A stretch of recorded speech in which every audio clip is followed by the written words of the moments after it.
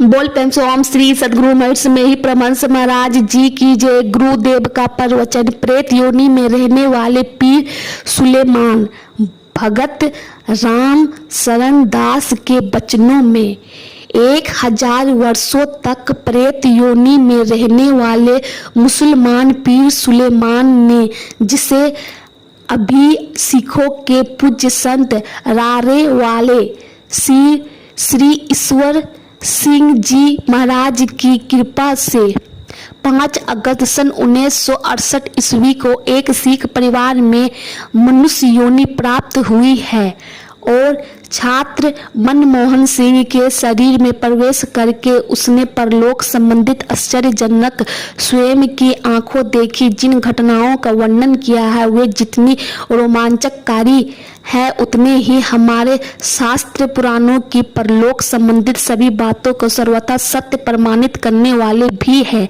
पूज्य संत जी महाराज की सेवा में हर समय रहने वाले मास्टर श्री राजेंद्र सिंह जी ने हमें बताया कि हमने छात्र मनमोहन सिंह को अपनी एकांत कोठरी में बैठकर उसके शरीर में स्थित 1000 वर्ष के मुसलमान पीर प्रेत से परलोक संबंधित जो प्रश्न किए और उनसे जो हमें उत्तर मिले वे जयो के तयो इसी प्रकार है। श्री राजेंद्र सिंह जी, तुम्हारा नाम क्या है? प्रेत: मेरा नाम सुलेमान है। तुम कहाँ के रहने वाले हो? मैं ईरान का रहने वाला मुसलमान हूँ। तुम हिंदुस्तान कैसे आए? एक मुसलमान बादशाह हिंदुस्तान को लूटने के लिए यहाँ आया था। हम उसी बादशाह के सेना के साथ यहाँ आए थे। वह तो इस देश को लूट कर अपने मुल्क वापस चल गया, लेकिन मैं यही हिंदुस्तान में रह गया। यही मैंने एक औरत से शादी कर ली और मैं जिला सहारनपुर के मुगल खेरा नामक एक गांव में रहने लगा। मेरे उस औरत से 2 लड़के और 2 लड़कियां हुई। इस प्रकार मेरे 4 बच्चे हुए। मेरे नज़दीक ही उन दिनों एक हिंदू तपस्वी रहा करता था जो इस समय मनमोहन सिंह के रूप में आपके सामने बैठा है। वह तपस्वी गंडे तागे तावीज आदि का काम करता था और पाखंड भी करता था। मेरी एक नौजवान बड़ी खूबसूरत लड़की थी जिससे उस तपस्वी साधु ने अपने नाजायज ताल्लुकात पैदा कर लिए। उन नाजायज ताल्लुकात का मुझे पता चल गया। मैंने उस समय बहुत कोशिश की कि किसी प्रकार इनके नाजायज ताल्लुकात टूट जाए। खुद भी मैंने बहुत समझाया बुझाया और उस वक्त की हुकूमत के जरिए भी ताल्लुकात तुड़वाने की बड़ी कोशिश की, लेकिन मुझे कामयाबी नहीं मिली। मेरे दिल पर इस बात का ऐसा गहरा असर हुआ कि मैंने उस वक्त अपने उस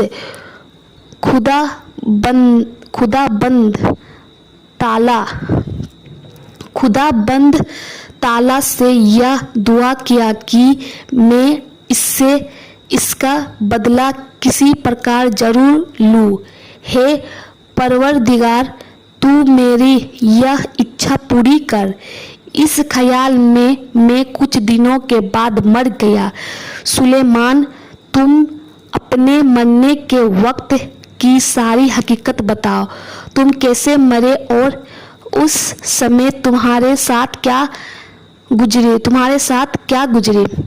जब मेरे मरने का वक्त आया तब मेरी आंखों से आंसू गिरने लगे।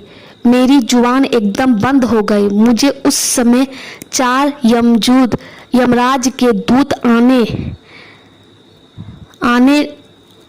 लेने आए थे।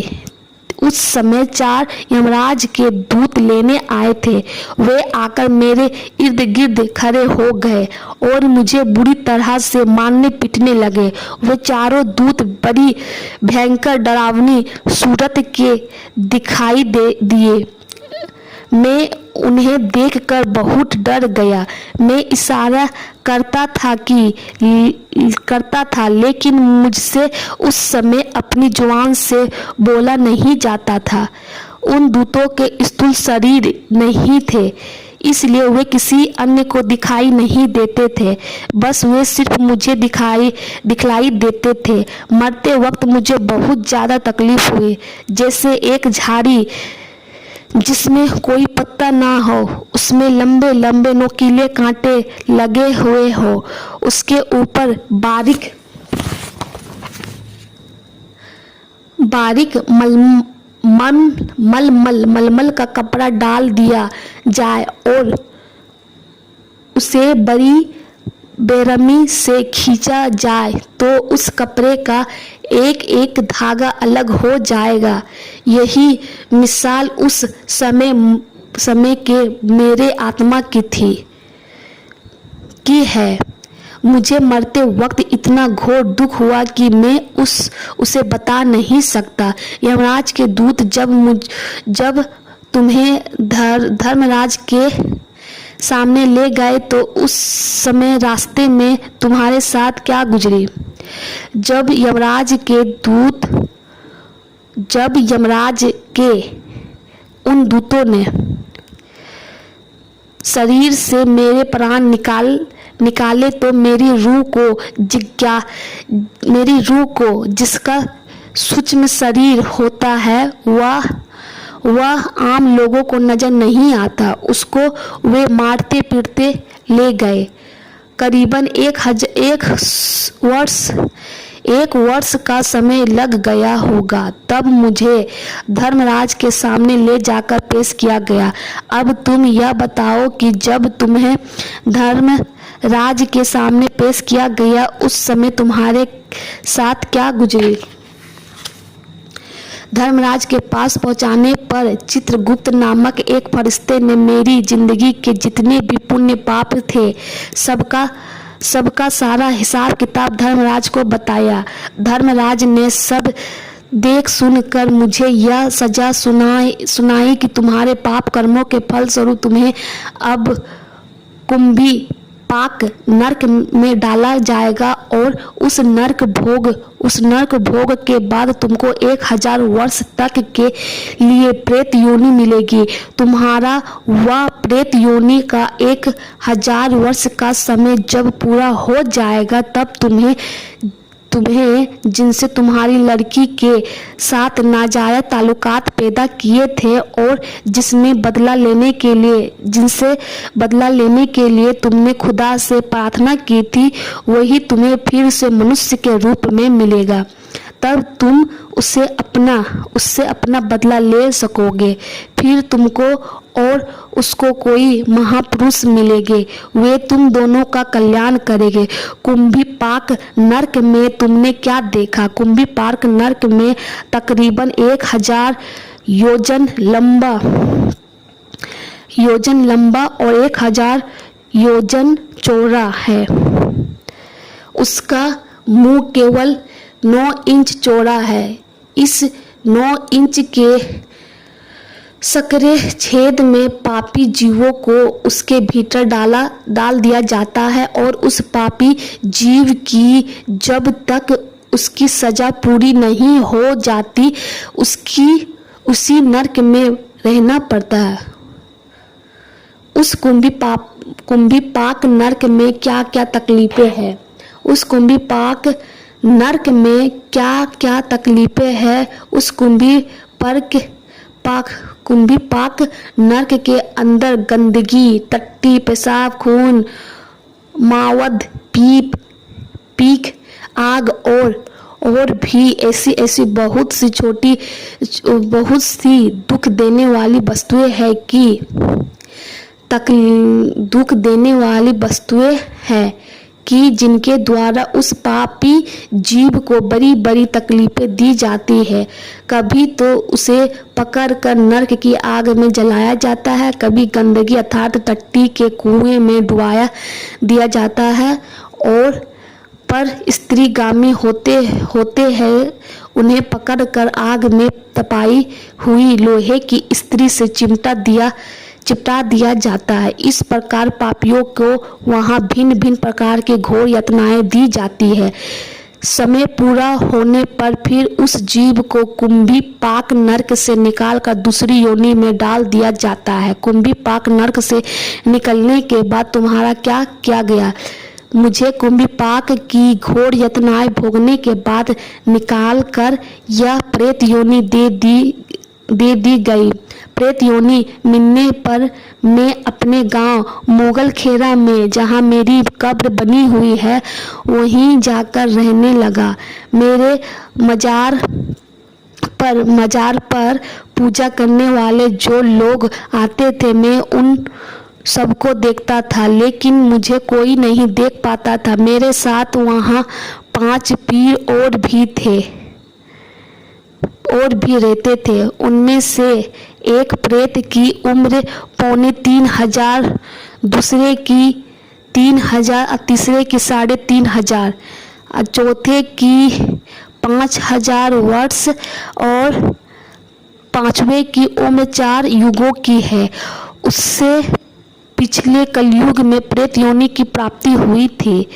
जिस प्रेत की उम्र 4 युगों की है, उसका कल्याण कैसे होगा?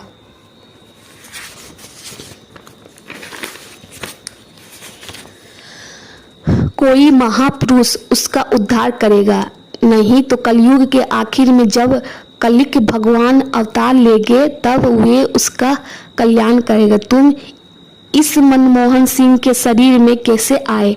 प्रेत योनि के लिए निर्धारित मेरे 1000 वर्ष पूरे होने पर कुछ वर्ष बाकी थे, तो इस लड़के मनमोहन सिंह ने, जो पिछले जन्म में तपस्वी था, जिसका मेरी लड़की के साथ नाजायज ताल्लुकात हो गया था, एक दिन अचानक आकर मेरे मजार पर पेशाब कर दिया। मैंने इसे खूब गौर से देखा तो इसके आत्मा को मैं पहचान लिया कि यह तो वही तपस्वी है जिसने मेरी लड़की से अपने नाजायज ताल्लुकात पैदा किए थे, और मैंने तुरंत यह तय कर लिया कि मैं अब इससे अपना बदला अवश्य लूँगा। मैंने झट से इसे पकड़ लिया और इसके शरीर के अंदर दाखिल हो गया। मैंने और बहुतों को पकड़ कर मार दिया था, पर इसे इसलिए नहीं मारा कि इसके द्वारा मेरा उद्धार होना था। अब 7 साल से मैं इस लड़के मनमोहन सिंह के शरीर के अंदर रहता हूँ, और अब वह समय आ गया है जो धर्मराज ने मेरी और इसकी मुक्ति के लिए निर्धारित किया था। उनकी सभी बातें सत्य सिद्ध हो रही है। मैंने इसे खूब सताकर इससे अपना बदला भी ले लिया, और अब हमें संत जी का मिलाप भी हो गया, और अब हम दोनों का ही कल्याण होने वाला है। इंसान का कल्याण कौन से भजन से हो सकता है? अपने अपने गुरु का दिया हुआ भगवान का नाम जपने से इंसान का कल्याण हो जाता है। धर्मराज कैसा था? धर्मराज बहुत ही खूबसूरत था। उसके सफ़ेद लंबी दाढ़ी थी और सिर पर केस भी थे, और वह बड़े रोब और जलाल वाला था। उसका शरीर सूक्ष्म और बड़ा दिव्य था, तथा उसमें अपने शरीर को पलटने की ताकत भी है। प्रेतों की क्या खुराक है और वे क्या क्या खाते पीते? प्रेत हड्डियां चूसते हैं, खून पीते हैं और गंदगी खाते हैं, तथा लकड़ी के बुझे हुए कोयले खाते हैं। उनकी यही खुराक है। तुम प्रेत लोग कहाँ पर रहते हो? हम खंडरों में रहते हैं, या पेड़ों के ऊपर लटके रहते हैं। खूब चीखते हैं, चिल्लाते हैं, पुकारते हैं, लेकिन हमारी आवाज़ कोई नहीं सुनता। हमें भूख प्यास भी खूब लगी रहती है, और हम लोग बहुत ही दुखी रहते हैं। तुम्हें प्रेत योनि क्यों मिली? मुझे प्रेत योनि इसलिए मिली कि मेरे पाप बहुत भयानक थे। मैं गंडे ताबीज बनाने बेचने और जादू फूक का काम करता था। प्रेत भूतों को निकालने का झूठा धंधा भी करता था और झूठ सच को बोल कर लोगों से पैसा लूटता था। इसी काले इल्म की वजह से मुझे यह प्रेत योनि मिली। मेरी जिंदगी में मेरे सारे कर्म बड़े गंदे थे और दूसरे औरत के साथ अपने बड़े नाजायज ताल्लुकात पैदा कर रखे थे। मैंने और भी बड़े बड़े कुकर्म और बड़े बड़े घोर पाप किए थे, जिनके कारण मुझे कुंभी पाक नरक में जाना पड़ा और अपने किए हुए पापों का फल इस प्रकार भोगना पड़ा है। फिर मुझे यह 1000 वर्ष के लिए प्रेत योनि मिली, जिसके कष्ट में अब इस समय भोग रहा हो। क्या तुम प्रेतों को भूतों को कथा कीर्तन में सत्संग में शांति प्राप्त होती है? प्रेत और अन्य भूत योनियों को सत्संग और कथा कीर्तन में आने का हुक्म नहीं है। अगर भूत प्रेत कथा कीर्तन में सत्संग में आते हैं तो उन्हें आग लग जाती है और उसके शरीर जलने लगता है। जहाँ कथा कीर्तन तथा सत्संग होता है वहाँ से भूत प्रेत एकदम से भाग जाते हैं।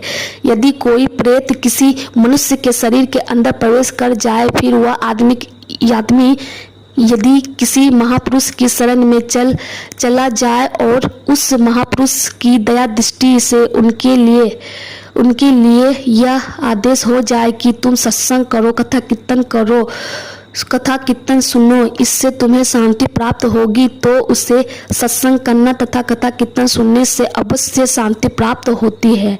यहाँ प्रेत से किए गए मास्टर श्री राजेंद्र सिंह जी के प्रश्नोत्तर जयो के तयो दिए गए हैं। यह स्मरण रहे कि छात्र मनमोहन सिंह के शरीर में रहने पर वह मुसलमान प्रेत कुरान की आयतें बोलता था, जबकि वह छात्र कुरान का एक अक्षर भी नहीं पढ़ सकता था। बोल प्रेम से ओम श्री सद्गुरु महाराज की जय।